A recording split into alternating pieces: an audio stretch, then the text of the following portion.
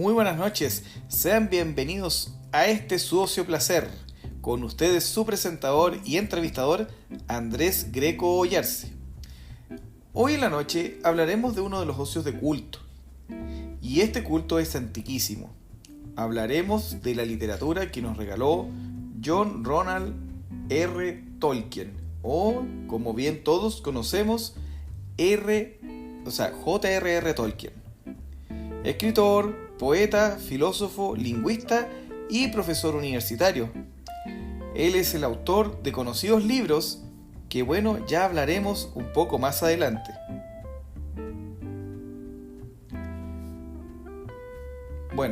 Como bien sabemos, este es el apartado de la historia. Hablaremos un poco de Tolkien. Tolkien nació el 3 de enero de 1892 en Bloemfontein, estado libre de Orange, el cual es ahora conocido como Sudáfrica, pero es de nacionalidad británica.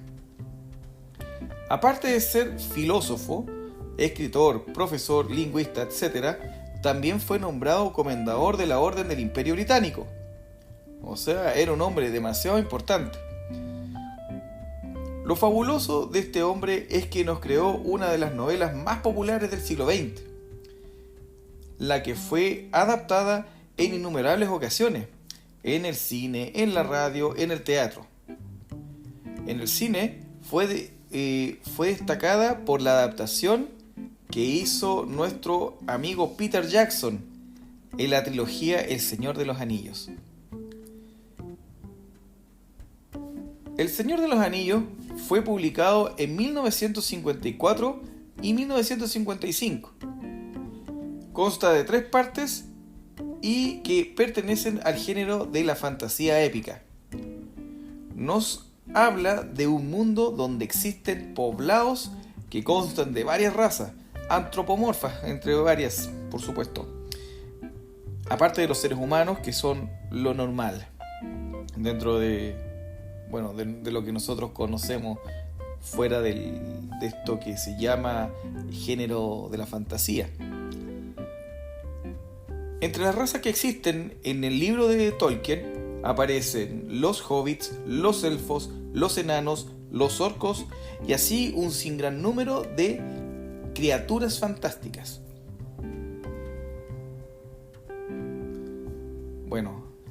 Ya que hemos hablado más o menos en resumen, vamos también a hablar de lo que es el libro en sí. Hablemos de la historia de la novela. Si bien es cierto, en El Señor de los Anillos concebía como una continuación del Hobbit. O sea, sabíamos que el Hobbit fue como el primer libro de Tolkien. En el argumento, y esto se ve en el argumentable del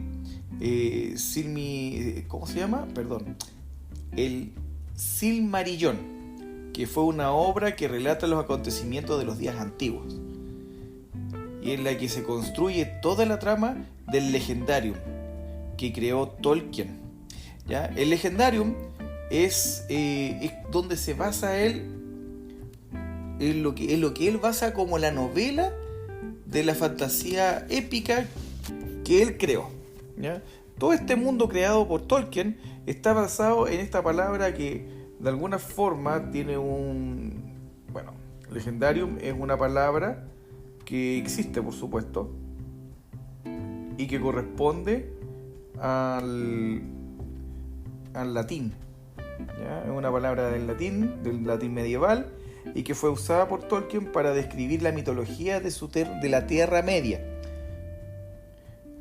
Sus grandes textos mitológicos de la Tierra fueron pensados en ser tomados ficticiamente como una historia antigua de la Tierra. Particularmente se basa como más o menos en lo que sería la Europa medieval. Claramente esto está adaptado con estos personajes antropomorfos como son los elfos, los orcos, los hobbits, etc. Entonces el Legendarium de Tolkien está relacionado más frecuentemente a adaptar esta Europa medieval a la fantasía. Esa es la temática que usa Tolkien y que él lo usa como argumento de de sus libros, ¿ya? Y que están relacionados a cómo él construye sus temáticas de las obras fantasiosas dentro de lo que es el Silmarillón, perdón, ¿ya? Para que no insultar a nadie, a ningún fanático de nuestra novela que nos entregó este gran hombre, Tolkien. Bueno, sigamos con esto. El Silmarillón es la obra que relata los acontecimientos de los días antiguos, eso ya lo dijimos. Y es lo que construye toda la trama del legendario que creó Tolkien. Así es como está planteado, así es como Tolkien lo quiso crear. La primera edad fue la edad del Sol, que esa es la edad de los elfos, ¿ya? Y después, ya donde ya se metía ya esta segunda era, ya que es la era del ascenso de los hombres. Y ahí es donde nace el Númenor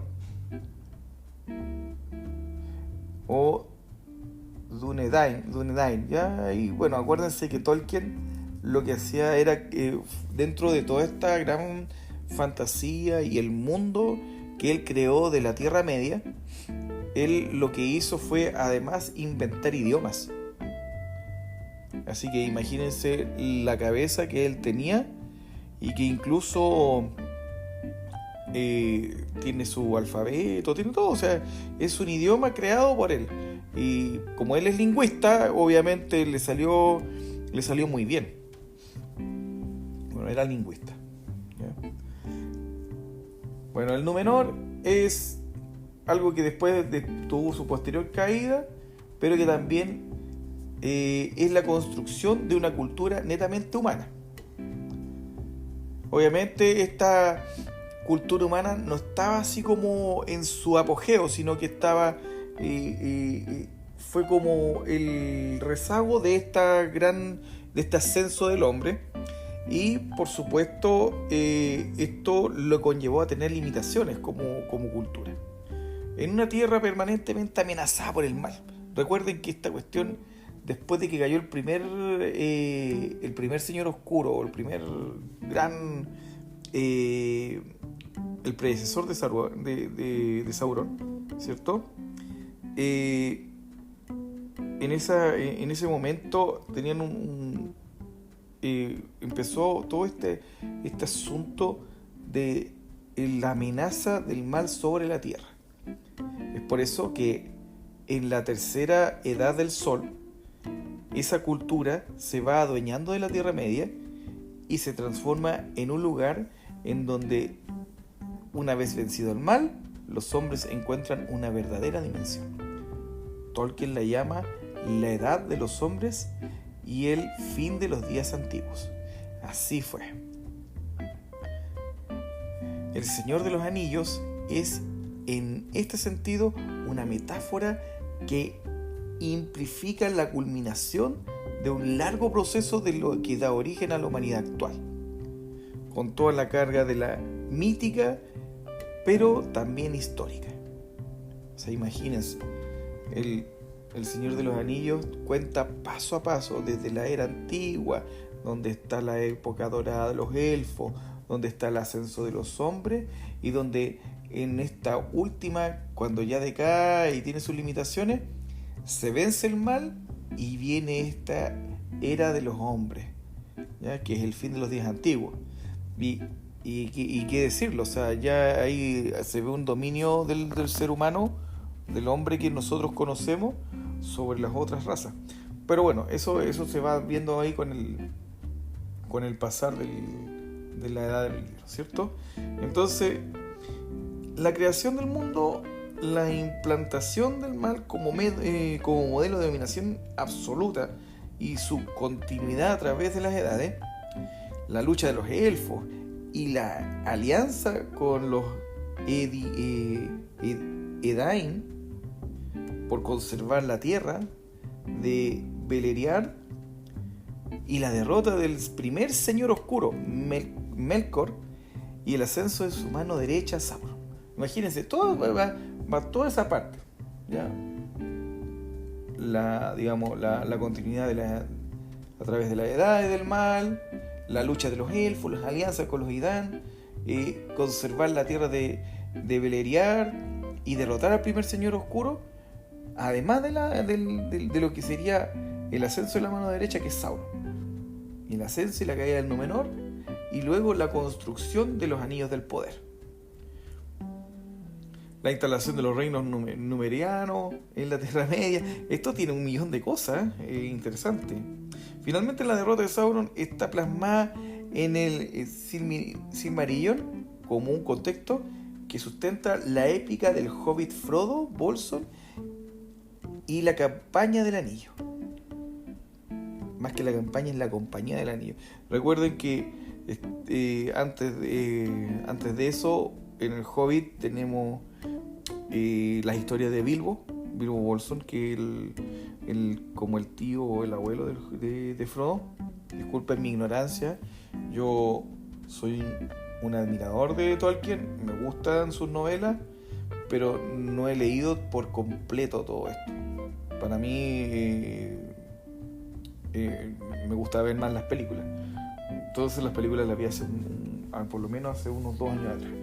Estoy hablando más que nada porque me pareció interesante que la gente pueda entender un poco más de lo que hizo Tolkien como aporte de lo que es la cultura de la fantasía y cómo él hace que haya un nexo con la realidad. Por eso esta fantasía épica, que más encima se hace parte de lo que podría ser la historia antigua de la Europa medieval. Entonces eso a mí me encanta mucho esa mente que tenía Tolkien para poder hacer que esto se mimetizara con la historia. Entonces es un agrado al oído y al lector poder leer este tipo de cosas, por lo menos al lector que le gusta la fantasía.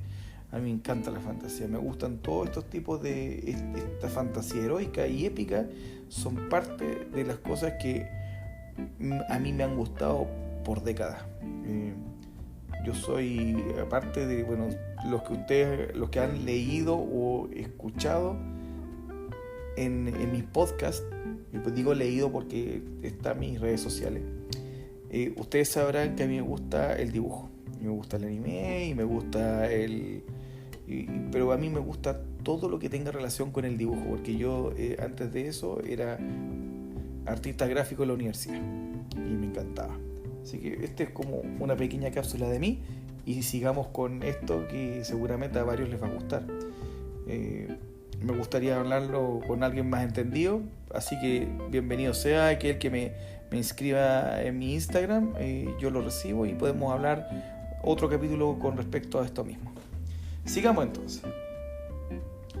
entonces, si el Silmarillion es un relato del proceso histórico mítico, en el Hobbit se narra un acontecimiento de dicho proceso, ¿ya? Este no es un mero hecho histórico, no es nodal y significativo, para nada. Porque la obra que se conoce como aparece el anillo único entre los hobbits era una inocente historia para niños, una fundada en el legendario, que se convierte en un elemento desencadenante del fin de la tercera edad del Sol.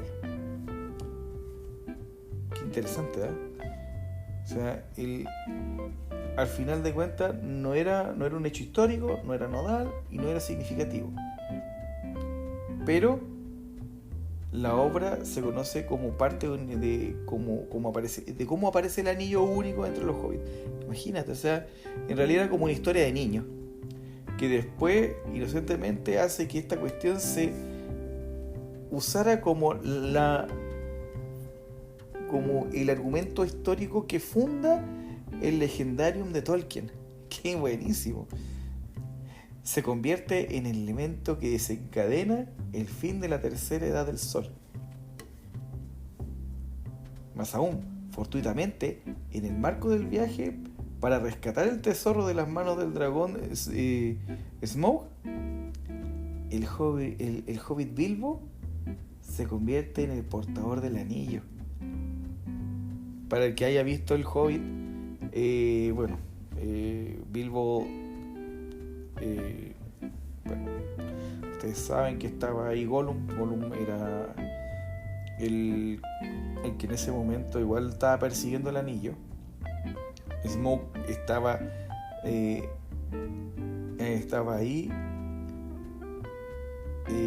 como custodiando el tesoro. Recuerden que los dragones, para los que no saben o para los que no han leído mucha fantasía épica, los dragones eran aquellos que custodiaban tesoros grandes, eran amantes del oro, de las joyas, de todo lo brillante, y ellos llenaban sus cuevas llenas de tesoros. Y por lo general llegaban héroes a buscar pelea con el dragón para también hacerse con los tesoros. ¿Para qué andamos con cosas? Al final de cuentas, él quería hacerse famoso, el héroe, pero además se hacían con los tesoros. Era parte de él.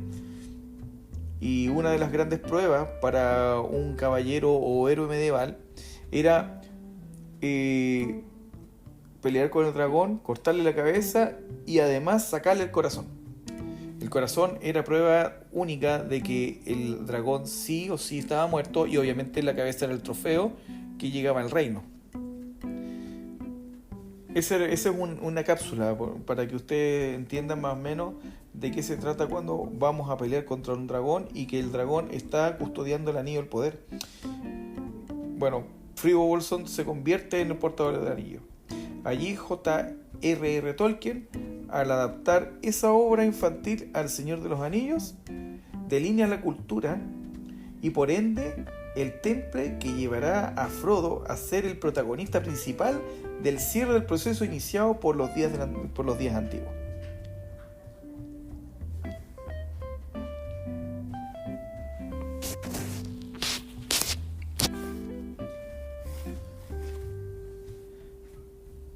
Entonces, si bien Tolkien concibió El Señor de los Anillos como una sola historia, la novela fue dividida en 3 partes por las editoriales. ¿Qué tal? O sea, ya hablamos, disculpen, me salté 1.000.000 de cosas, yo entiendo.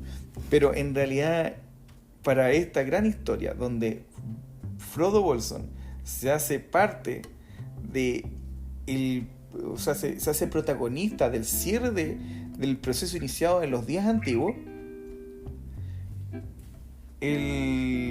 para poder dar toda esa historia, esa gran historia, que es un libro grande, las editoriales tuvieron que cortarlas en 3. Fue una gran, digamos, problemática, digamos, porque era demasiado largo el libro. ¿Se fijan? O sea, imagínense ustedes. Frodo Bolsón se hizo parte de esta gran historia y se hizo el protagonista. Chicos, 3 tomos. 3 tomos. Y esos tomos fueron divididos entre La Comunidad del Anillo, Las 2 Torres y El Retorno del Rey. Y cuenta además de un libro de apéndice. A pesar de estas divisiones, el libro no es una trilogía, y al propio Tolkien le molestaba que lo llamaran así.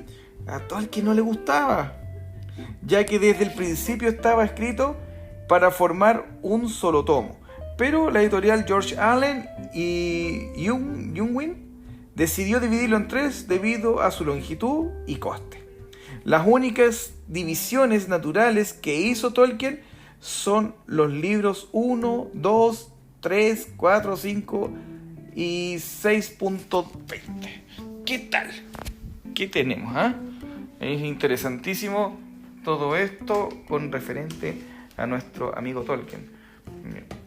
Ahora, yo sé que me desvió un poquito de la historia del Frodo, pero esta cuestión da para mucho rato. Y por lo general estos podcasts son de media hora. Si bien es cierto, El Señor de los Anillos fue concebida como nosotros dijimos, pero bien.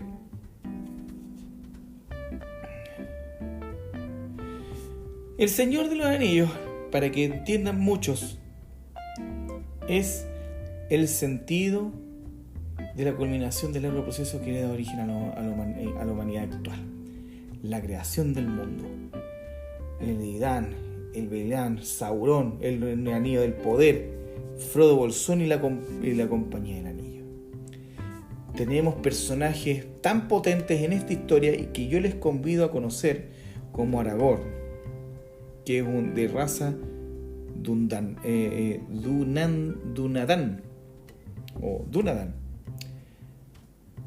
Tenemos a Bilbo, que es el Hobbit, que esto lo encuentran en la novela El Hobbit. Boromir, que es un hombre que es primogénito de Senescal de Gondor. Elrond, que es de raza Perelgil. Éomer, hombre también, tercer mariscal de la Marca, sobrino del rey de Odén de Rohan y hermano mayor de Éowyn. Éowyn es mujer, ya es de la raza de los hombres. Es sobrina del rey de Odén, de Rohan, y hermana menor de Éomer. Faramir, hombre, ya capitán de los Montaraces de Ithilien, hijo segundo de Denor. Frodo, que es el hijo de Drogo Bolsón y Primula Brandigamo, y protagonista de las novelas, películas, etcétera, de todas las adaptaciones. Galadriel, elfo. Gandalf, de Maya, ese era su raza. Acuérdense que Gandalf era llamado en la tercera edad del sol el Gandalf el Gris, que después en las siguientes novelas pasa a ser Gandalf el Blanco. Después Gimli, ya que es de la raza de los enanos. Gollum es un hobbit, pero es hobbit corrompido, porque él antes de eso se llamaba Sméagol y era el hobbit de la rama de los fuertes que vivía en los campos Gladiador. En un año que pescaba con su primo de Anduin, se encontró el anillo único en el fondo del río y Sméagol le asesinó para adueñarse de él. Él asesinó a su primo. Qué desgracia, ¿eh? Bueno, así empezó la historia de él. Tras ser desterrado del pueblo, Sméagol vagó sin rumbo y acabó refugiándose en las montañas nubladas, donde el anillo alargó su vida de forma antinatural y su poder le consumió casi por completo. Esta es una historia de Sméagol. Fíjense que Sméagol, si ustedes ven todas las películas o leen los libros, se van a dar cuenta que viene desde cuando Bilbo era joven, incluso antes. Y cuando Bilbo se cruza con Sméagol, ya ahí pierde el anillo. Y obviamente después el anillo lo tiene Bilbo y todo el asunto, perdón. Y Gollum o Sméagol llega hasta el final, o sea, llega hasta la última, digamos, etapa del libro, que es el retorno del rey. Interesante, ¿eh? Por eso alargó su vida de forma antinatural. Legolas, elfo, es del Bosque Negro. Y bueno, para entregar mensajes a padre, la criatura bueno, hay parte del guión que escribí, no lo voy a nombrar. Es el elfo que después hace parte de lo que es la primera etapa del Señor de los Anillos y hace la comunidad del anillo y todo este asunto. Y tenemos un sinnúmero de, los otros más importantes que me gustaría que ustedes pudiesen conocer. Saruman, que es de Maya, y él era el blanco, era Saruman el blanco. Sin embargo, este personaje se desvió en su misión y trató de encontrar el anillo único para él. y al final salió con Sauron al usar después a Palatir de Ordak. Y bueno, son puros orcos en realidad. Y bueno, él creó un ejército. Vean la película, ahí a Peter Jackson le salió genial. Y luego Sauron, que de Maya también, pero Sauron es el que nosotros decíamos que era el brazo derecho de Melkor, el señor oscuro, ¿cierto? El primero. Fantástico esta cuestión. Tiene mucho que decir. Todos tienen su historia propia y todos están descritos, como dice en el Legendarium este amigo Tolkien, gran escritor, poeta, lingüista y un profesor universitario. ¿Qué más podemos decir de esto? Bueno, ya hablamos de todas las partes que tiene 3 partes. Esas 3 partes en realidad eran un solo libro. Y por supuesto, la Comunidad del Anillo es la que empieza todo. Es el primero de los 3 volúmenes que forman la obra. Está subdividido a su vez en 2 partes precedidas de un prólogo. Tras este, Tolkien introdujo un pequeño apartado titulado Notas sobre los archivos de la comarca. Esta parte la recomiendo bastante, es bueno que la lean, ahí se van a enterar de muchas cosas. Que no apareció hasta la segunda edición de la Comunidad del Anillo. Hubo aquí el tema de las editoriales, es como que son súper marqueteras y quieren sacarle plata a todo. Y por supuesto, si era un libro largo que de alguna forma iba a traer algo interesante por delante, obviamente lo que ellos querían hacer era que mientras más partes tuviese, más ibas a meter a la persona en la trama y por supuesto iban a ir comprando más números del libro. Bueno,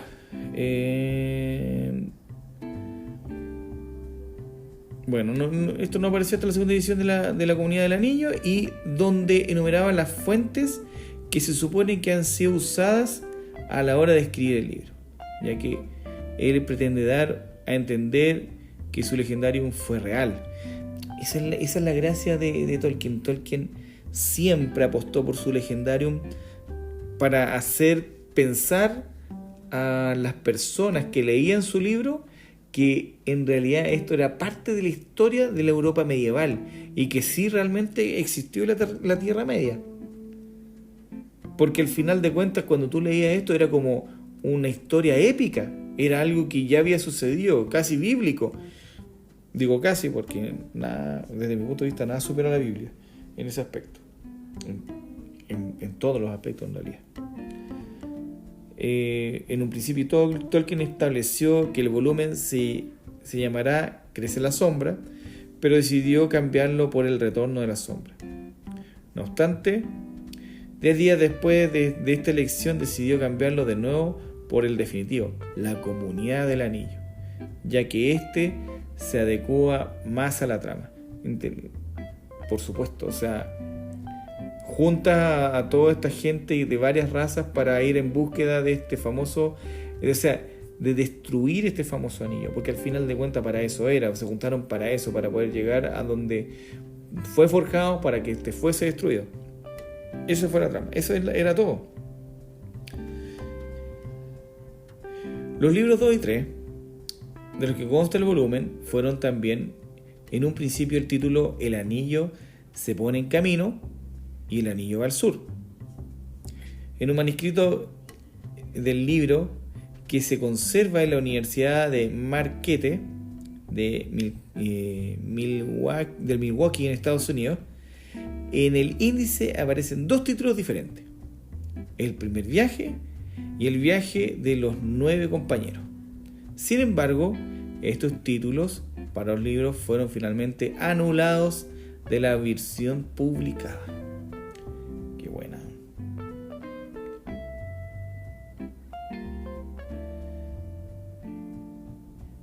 Bueno, para los que entendemos un poquito de las películas del Señor de los Anillos, lo primero que nosotros vemos en la película es el comienzo de la noticia de la celebración del cumpleaños número 111 de Bilbo Bolsón en la comarca.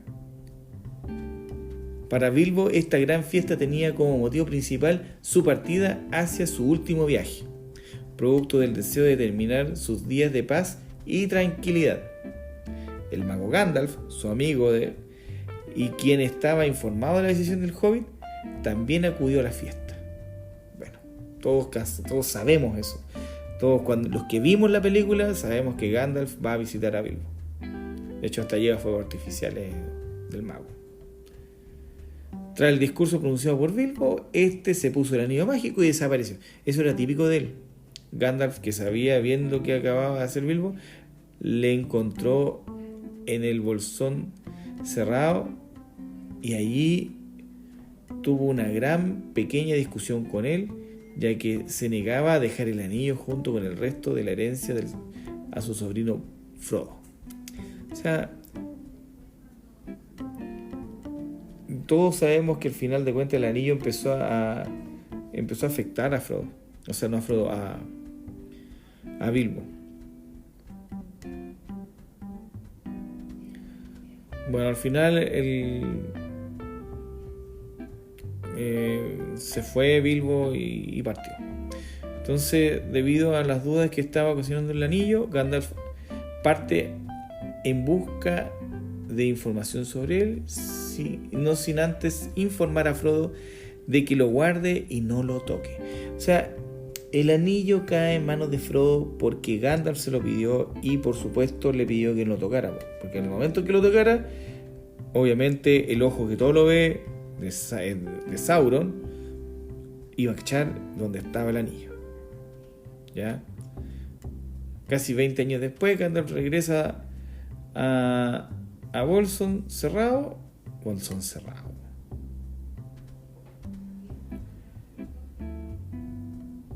Y Bolsón cerrado. ¿Cómo le podemos decir así? Bueno, Bolsón cerrado. Y le cuenta a Frodo lo que había descubierto sobre el anillo, y que se trataba del mismo que el rey Isildur de Anor le había arrebatado al señor oscuro Sauron, y que muchos años después había sido encontrado por la criatura llamada Gollum tras haberse perdido en el río Anduin durante el desastre de los campos de Gladios. Ambos quedaron entonces en reunirse de nuevo en la aldea de Bree con el fin de llevar luego el anillo único a Rivendell, ¿cierto? Donde los sabios decidirían sobre su destino, junto con su jardinero Samsagas.